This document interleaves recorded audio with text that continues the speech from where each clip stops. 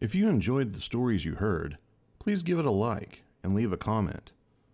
To hear the newest Cryptid Tales, be sure to subscribe to the channel. If you've had an encounter of your own you would like to share, or if you'd like to give feedback or make a suggestion, email me at cryptidtalesmail@gmail.com.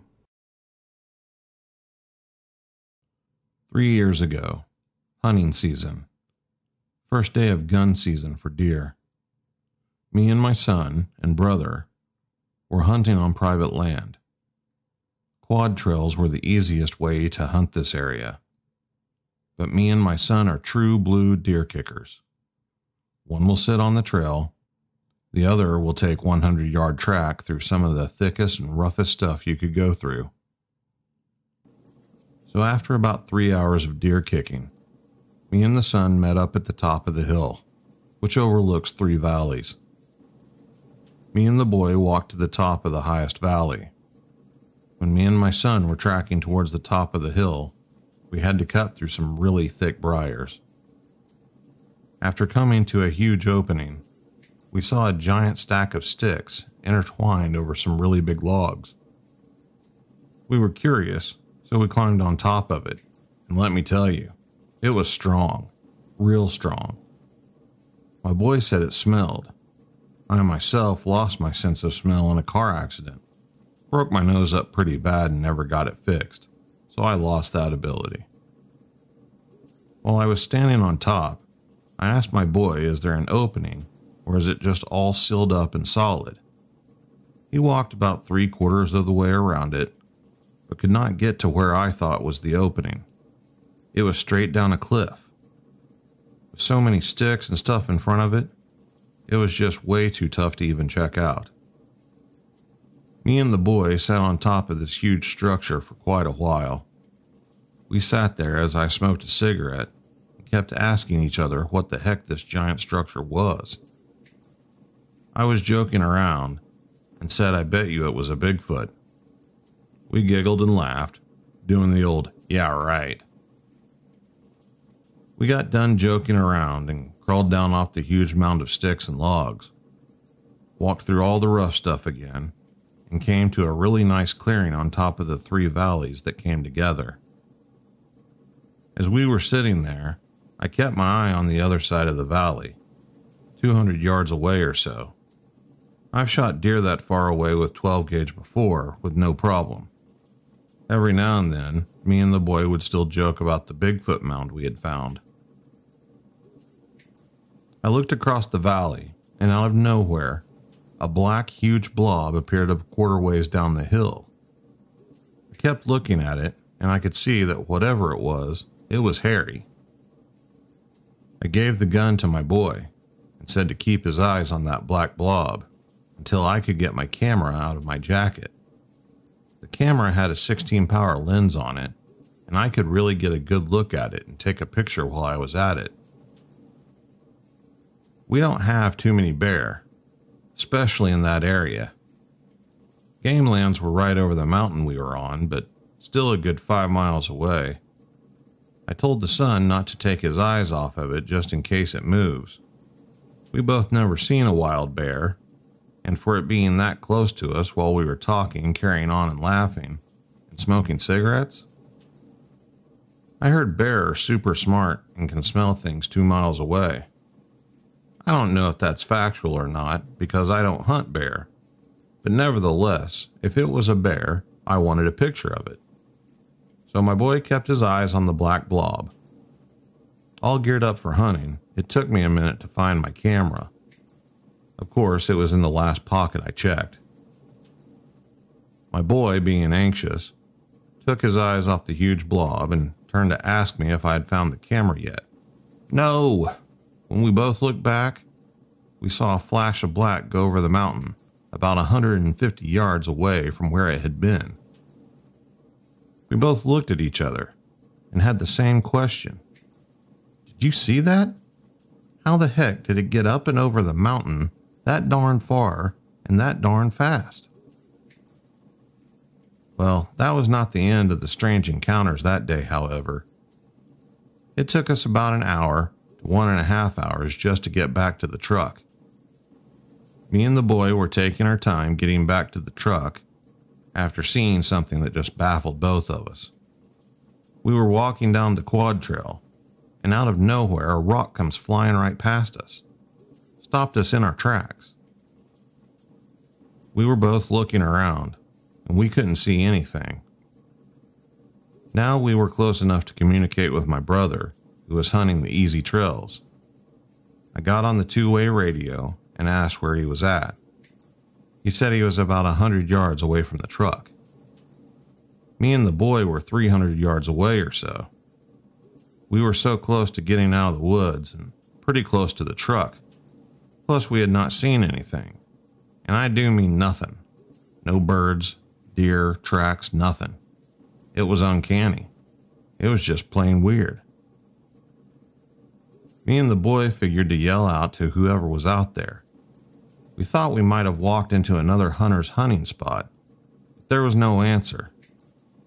As we were walking towards the truck, we kept hearing twigs and limbs snapping around us the whole while we were walking. We would stop every now and then, and the snapping would stop as well. Me and the boy both kept talking and asking each other the same question the whole walk down. Did you hear that? About 150 yards away from the truck, we sat and waited. Not one noise, nothing. We sat there listening for what seemed like forever. We kept asking each other what threw that rock at us. Joking about it all to make ourselves feel a little better, we decided to go ahead and give it up and make our way to the truck. As we stood up, something big got up and took off, and I do mean big. It was making enough noise that my brother, sitting down by the truck, jumped on the radio and asked if we had spooked a deer. We both said no, but we struggled to even see what the heck it was. Neither of us could see anything. I joked with the boy again to ease the tension. We got to the truck and met up with my brother. As we were unloading our gear, all three of us heard the strangest vocals and growls from about 50 yards away. To this day, I've never heard anything that sounded like them. My brother still tries to say it was a bear, but me and my son, we know what it really was. The very next year, the private property was blocked off, and the people that owned it said they were doing it to protect the land. I know why they did it, and I don't blame them. If given the chance, I'm sure someone would want to try and kill one to cash in. Myself, I want these things to have their space and home where they don't have to worry about us. I believe they should be protected. The next year, the three of us went on up the road a few miles to another piece of privately owned land.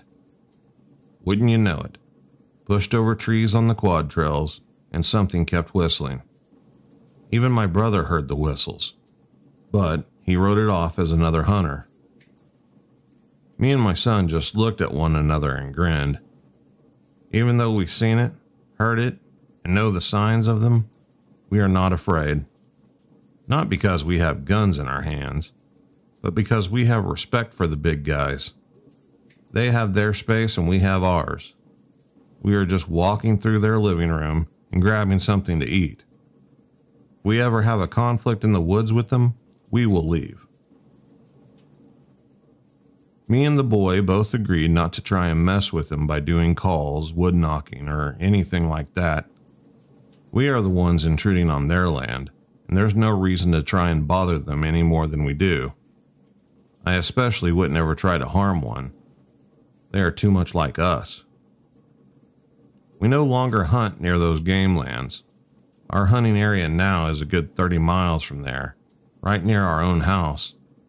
It's in a place we call the top of the world.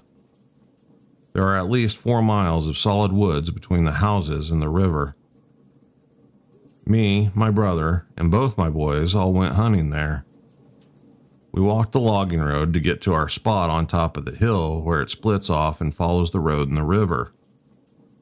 While we were all standing there, we heard what we call a lion growl off in the distance. Deep, long, and chest rattling. My brother once again tried to write it off and said someone has a big cat for a pet. I don't think so. We didn't see any sign of deer around that area. My youngest son stayed by the top of the hill, and the rest of us went on to different areas. We all had our radios on us just in case. We hunted all day without seeing anything.